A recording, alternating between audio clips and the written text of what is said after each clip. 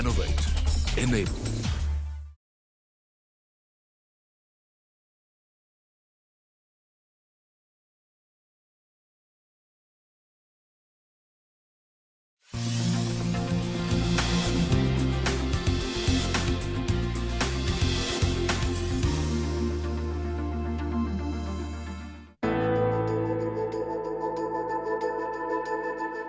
कोकण म्हटलं की निळाशार समुद्र किनाऱ्यांचा निसर्गरम्य परिसर,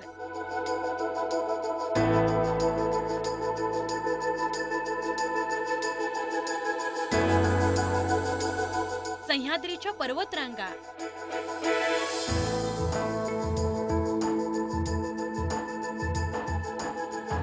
पावसाळ्यात त्यातून कोसळणारे फेसाळणारे धबधबे, किल्ले,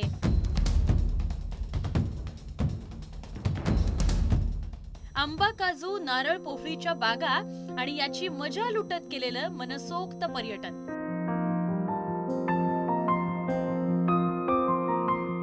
महाराष्ट्र अनलिमिटेड मध्ये आज आपण तळकोकणाची सफर करणार आहोत. नमस्कार, मी स्नेहल पाटकर. MTDC प्रस्तुत महाराष्ट्र अनलिमिटेड मध्ये आपलं स्वागत. येवा कोकण आपलाच असा अशी साथ कोकणानं घातली आहे आणि म्हणूनच गर्द हिरवाई, निळाशार समुद्र, माळा पोफळींच्या बागा या सगळ्याचा अनुभव घेण्यासाठी मी निघाली आहे तळकोकणात. चला तर मग या एपिसोडमध्ये सफर करूया तळकोकणाची. कोकणची खरी ओळख असलेले हे अथांग समुद्र किनारे,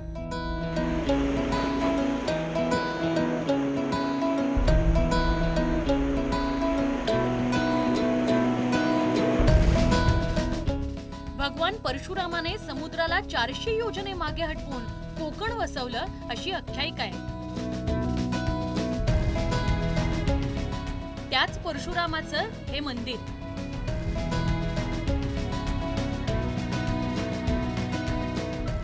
श्री विष्णूच्या 10 अवतारांपैकी 6वा अवतार म्हणजे श्री परशुराम. कोकण ही परशुरामांची तपोभूमी आणि इथूनच समुद्रात बाण मारून त्यांनी समुद्राला मागे हटवलं आणि कोकण भूमी निर्माण झाली. चला तर मग श्री परशुरामांचं दर्शन घेऊयात. मुंबई गोवा महामार्गावर चिपळूण पासून 7 किलोमीटर अंतरावर असलेलं परशुराम मंदिर कोकणातील एक तीर्थक्षेत्र. जमदग्नी ऋषी आणि रेणुका मातेचा पुत्र असलेला परशुराम विष्णूचा 6वा अवतार समजला जातो. त्याचं मूळ नाव राम. हातामध्ये परशु धारण केला म्हणून त्याचं नाव पडलं परशुराम.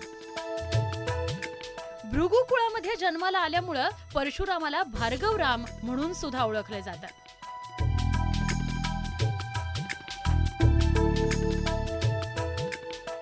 कुणाचा विश्वास बसणार नाही, परंतु विजापूरच्या आदिलशहाने परशुरामाचं हे मंदिर बांधल्याचा उल्लेख आढळतो. त्यानंतर 300 वर्षांनी ब्रह्मेंद्र स्वामींच्या सांगण्यावरून जंजिऱ्याच्या सिद्धीनं या मंदिराचा जीर्णोद्धार केला.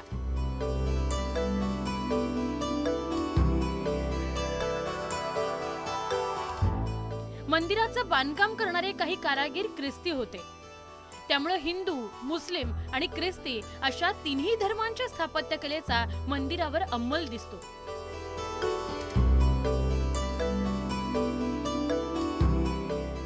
मंदिराचे घुमट सरळ उतार असलेले अष्टकोनाकृती आहेत.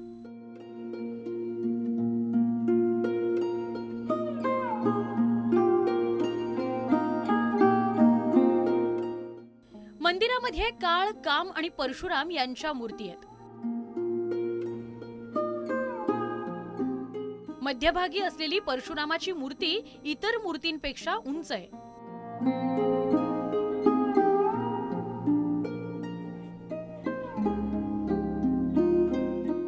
मंदिरातील लाकडावर केलेली कलाकुसर तर अक्षरशः पाहण्याजोगी. परशुरामाचा जन्मोत्सव हा मंदिराचा वार्षिक उत्सव. यावेळी मंदिरात भजन, कीर्तन आणि धार्मिक कार्यक्रमांचं आयोजन केलं जातं.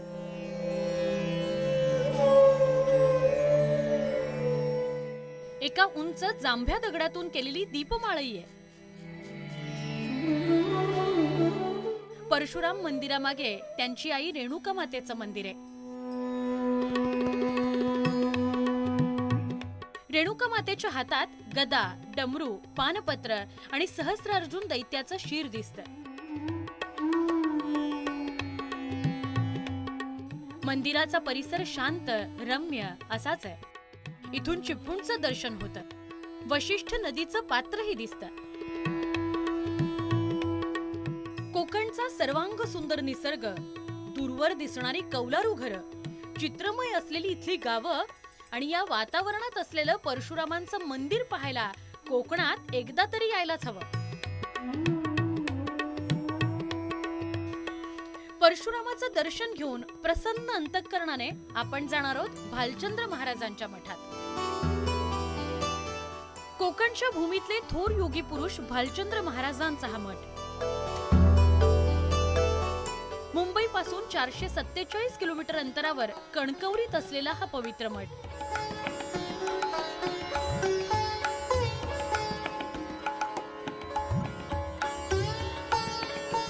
असं म्हटलं जातं की सिंधुदुर्गातील कणकवलीत 1929 मध्ये परमहंस भालचंद्र महाराज प्रकट झाले. कणकवलीलाच त्यांनी आपली तपोभूमी बनवलं. महाराजांनी जिथे समाधी घेतली त्याच पवित्र स्थळी मठाची उभारणी केली आहे. मठामध्ये महाराजांची प्रसन्न मुद्रेची मूर्ती आहे. साक्षात महाराज आपल्याशी संवाद साधतायत, भक्तांना आशीर्वाद देतायत असा भासच या मूर्तीकडे पाहिल्यावर होतो.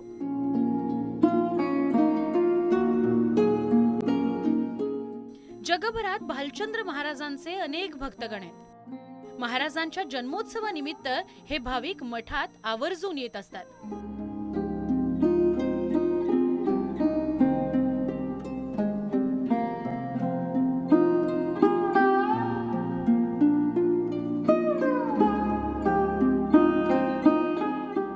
मठाचा परिसर, इथली शांतता, आध्यात्मिक वातावरण यामुळे मठात आलेल्या प्रत्येकाला मनःशांती मिळते. भगवान परशुरामाचं मंदिर आणि भालचंद्र महाराजांच्या मठाच्या दर्शनानंतर आपण आता जातोय कुणकेश्वर मंदिर.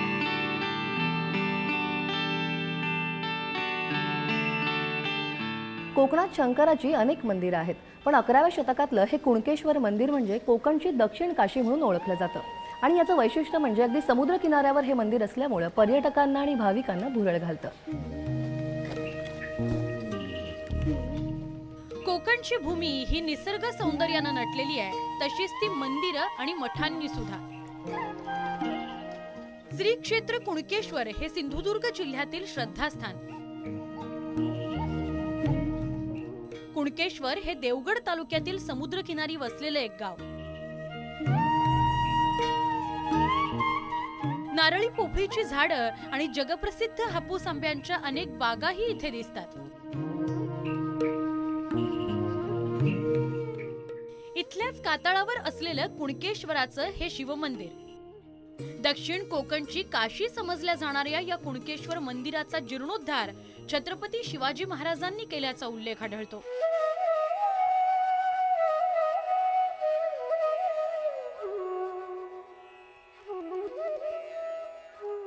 मंदिरात जाण्याकरता पायऱ्या चढल्यावर आत विशाल गाभारा आहे.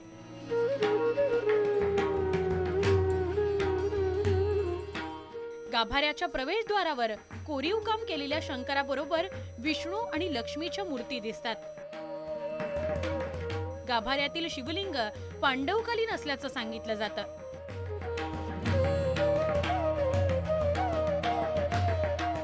या शिवलिंगावर अखंडपणे जलाभिषेक सुरू असतो.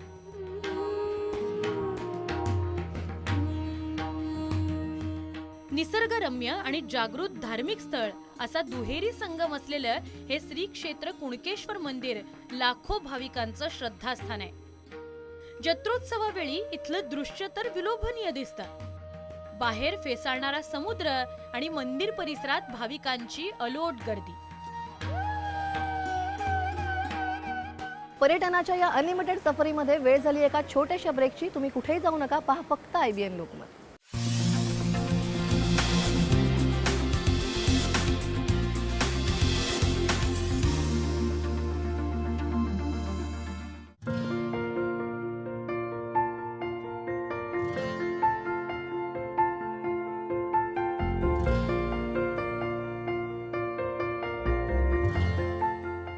मराठ्यांच्या पराक्रमाची साक्ष संपूर्ण महाराष्ट्रात आपल्याला किल्ल्यांच्या स्वरूपात पाहायला मिळते.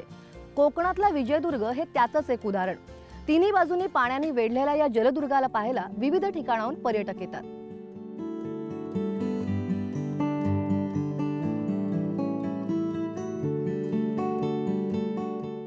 आपल्या छातीवर अजस्त्र सागरी लाटांचा मारा शेकडो वर्ष झेलत मोठ्या दिमाखात उभा असलेला हा विजयदुर्ग.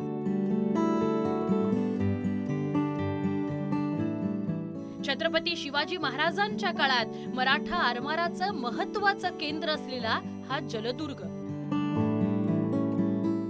11व्या शतकाच्या अखेरीस शिलाहार घराण्यातील राजा भोज याने विजयदुर्ग बांधला. 1653 मध्ये काबीज केलेला आणि शिवरायांच्या आरमारात समाविष्ट केलेला हा पहिला जलदुर्ग. 1653 ते 1818 अशी जवळपास 165 वर्ष मराठ्यांची या किल्ल्यावर राजवट होती. त्यानंतर इंग्रजांनी या किल्ल्याचा ताबा मिळवला. पूर्वेकडील जिब्राल्टर असाही विजयदुर्गाचा उल्लेख होतो, कारण हा एक अजिंक्य किल्ला होता. 6 हेक्टर क्षेत्रात विस्तारलेल्या या जलदुर्गाची तटबंदी हे तर पर्यटकांचं खास आकर्षण.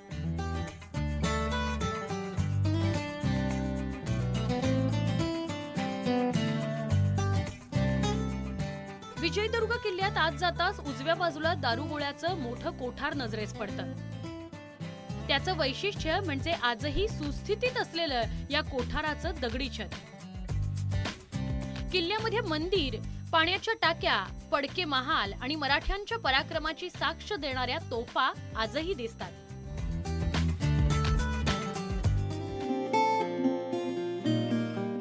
विजयदुर्ग किल्ल्यावरून दिसणारा निळाशार अथांग समुद्र आणि समुद्राचा तळ यामुळे इथे आलेला पर्यटक काही काळ समुद्रकिनारी भटकंती करतोच.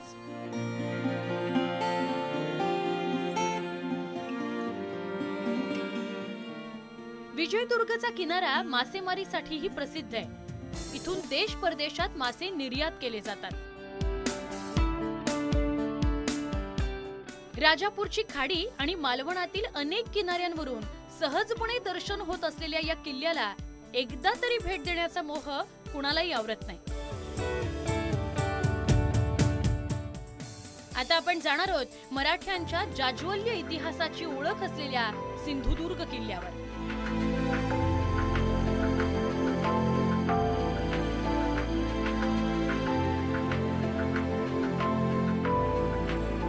छत्रपती शिवाजी महाराजांच्या आरमाराचं आद्य स्थान म्हणजेच हा सिंधुदुर्ग किल्ला. शिवकालीन इतिहासाची, पराक्रमाची आणि वास्तुकलेची साक्ष देत हा किल्ला आजही उभा आहे. शिवकालीन चित्रगुप्त आपल्या बखरीत म्हणतो, सिंधुदुर्ग जंजिरा जगी अस्मान तारा. आणि म्हणूनच कोकणात येणाऱ्या प्रत्येक पर्यटकासाठी हा किल्ला म्हणजे पर्वणी ठरतो. सिंधुदुर्ग जिल्ह्यातील मालवण जवळच्या अरबी समुद्रात छत्रपती शिवाजी महाराजांनी बांधलेला हा जलदुर्ग सिंधुदुर्ग 25 नोव्हेंबर 1664 रोजी या किल्ल्याच्या बांधकामाला सुरुवात झाली. 1 कोटी होन खर्च करून 3 वर्षांमध्ये सिंधुदुर्गची बांधणी पूर्ण केली गेली.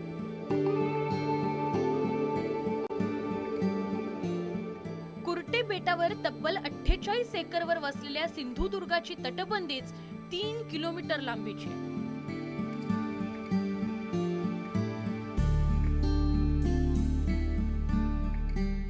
दुर्गाला 52 बुरुज आणि 45 दगडी जिने.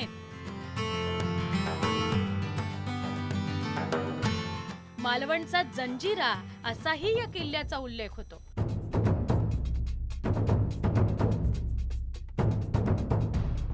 पूर्व दिशेला असलेलं जलदुर्गाचं प्रवेशद्वार कुणाच्याही पटकन लक्षात येत नाही.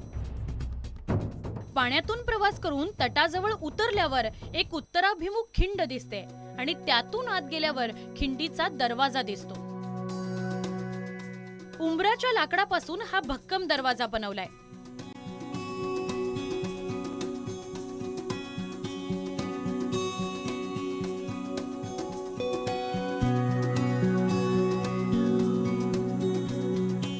बुरुजावरून आसपासचा 15 मैलांचा प्रदेश अगदी सहजपणे दिसतो. असंच राजाराम महाराजांनी बांधलेल्या शिवराजेश्वरांचं देवालय असून मंडपात महाराजांची बैठी प्रतिमा दिसते.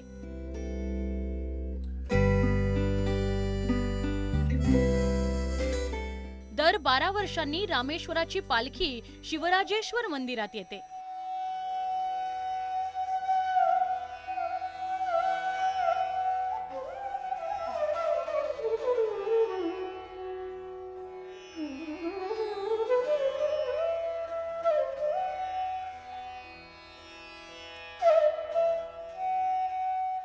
किल्ल्यातील शंकर मंदिरात शिवलिंगा शेजारी एक विहीर दिसते, परंतु ती दिशाभूल करण्यासाठी बनवली असून प्रत्यक्षात ते एक भुयार आहे.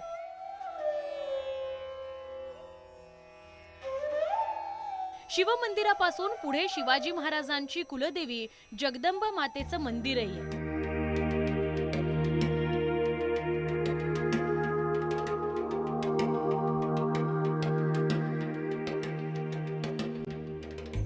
मराठ्यांचा भगवा ध्वज आणि 228 फूट उंच ध्वजस्तंभ ही देखील सिंधुदुर्गाची ओळख होती. समुद्रात मासेमारी करणाऱ्यांना तो दूरवरून दिसायचा, त्यामुळे मासेमार खडकांपासून दूर राहायचे. परंतु इंग्रजांनी किल्ला ताब्यात घेतल्यानंतर तो काही प्रमाणात उद्ध्वस्त केला. 1812 नंतर ध्वजही खाली उतरवला गेला. शिवरायांच्या आरमाराचं आद्यस्थान आणि ऐतिहासिक वारसा लाभलेल्या या किल्ल्याला भेट देऊन शिवराजेश्वर मंदिरात एकदा तरी नतमस्तक व्हायला हवं. महाराष्ट्र अनलिमिटेड मध्ये वेळ झाली एका छोट्याशा ब्रेकची. तुम्ही कुठेही जाऊ नका, पहा फक्त IBN लोकमत.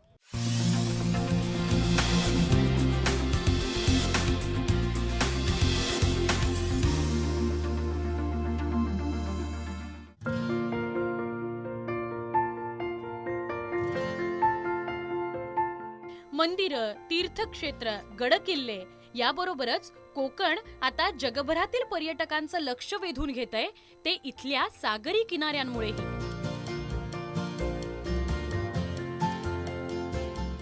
किंबहुना मंदिरं, किल्ले पाहायला आलेल्या पर्यटकांच्या विरंगुळ्यासाठी खास पर्यटन स्थळ सज्ज आहे.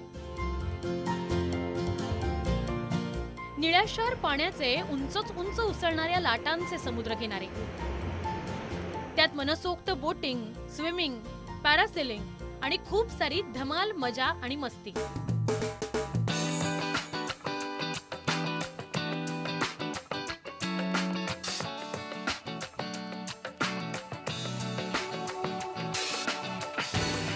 मालवण, वायरी, तारकर्ली आणि देवबाग हे तर तळकोकणात आलेल्या पर्यटकांची पहिली पसंती.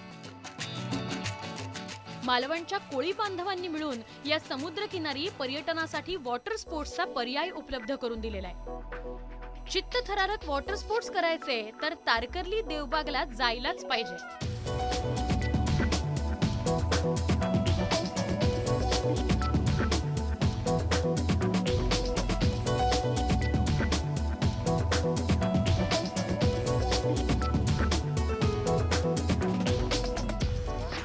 लांबच लांब असलेल्या समुद्र किनाऱ्यावर पसरलेली पांढरी शुभ्र वाळू आणि त्यावर मनसोक्तपणे खेळायचं. मुलंच नाही तर इथे आल्यावर मोठ्यांनाही हा मोह आवरत नाही. माशासारखं पाण्याच्या तळाशी जाऊन तिथलं जग पाहायचं असं अनेकांना वाटतं. त्यांच्यासाठी तारकर्लीला स्कुबा ड्रायव्हिंगची खास व्यवस्था आहे.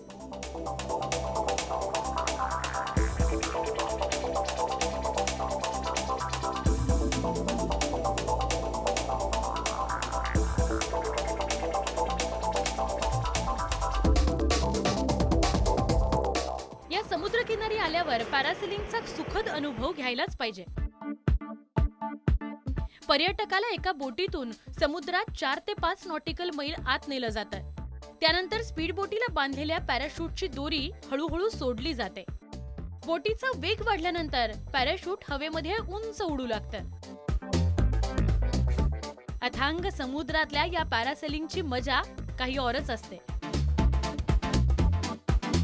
मालवणच्या अनेक किनाऱ्यावरती वॉटर स्पोर्ट्स होतात. चिवला बीचवरचं हे जे वॉटर स्पोर्ट्स आहे, आता मी इथे पॅरासेलिंगचा अनुभव घेते. अफलातून अमेझिंग एक्सपिरियन्स आहे. त्यासाठी एकदा तरी तुम्हाला पॅरासेलिंग करायला चिवला बीच वरती यावंच लागेल.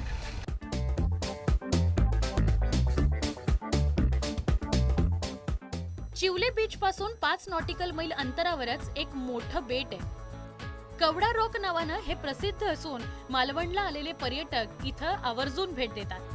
तारकर्लीमध्ये MTDCचं सुंदर रिसॉर्ट आहे. इथल्या समुद्र किनाऱ्यावरची वाळू पांढरी शुभ्र आहे. या वाळूवर अनवाणी फिरण्याचा मोह आवरत नाही. देवबाग म्हणजे स्वच्छ समुद्र किनारा लाभलेलं मालवणातील एक बेट. मालवणचा तो अनमोल हिराच. महाराष्ट्रातील मॉरिशस असा देवबागचा उल्लेख होतो तो उगाच नव्हे.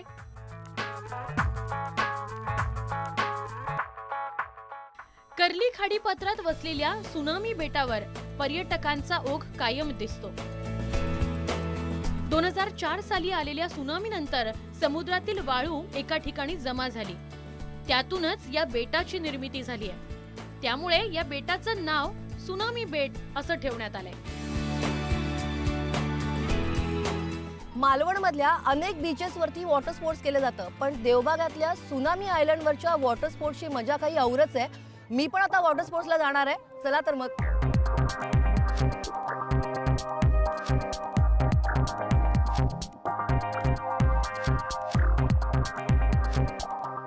तिथे नुकत्याच सुरू करण्यात आलेल्या जलक्रीडा प्रकारांचा पर्यटक मनमुराद आनंद लुटतात.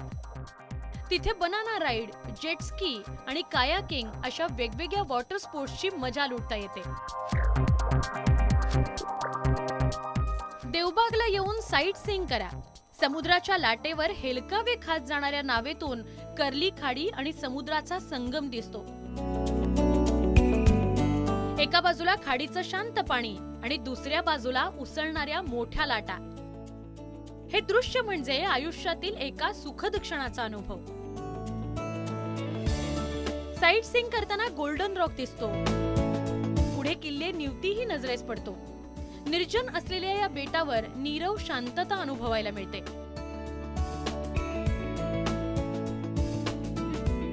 आपण महाराष्ट्रात नाही तर परदेशात फिरत असल्याचा भास होईल इतके सुंदर असलेले इथले समुद्र किनारे.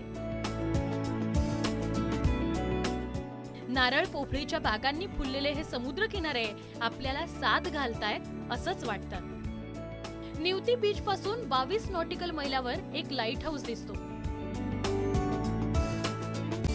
तिथपर्यंत जाण्याचा प्रवास अवर्णनीय असून मध्ये स्विफ्ट पक्षाचं घरटं असलेला खडकही आहे.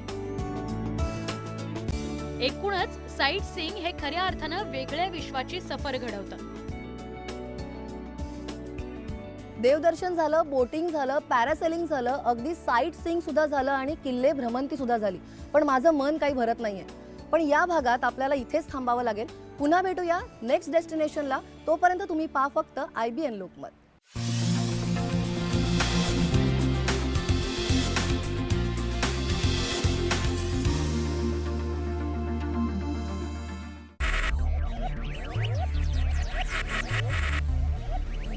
Focus. Ideate. Innovate. Enable.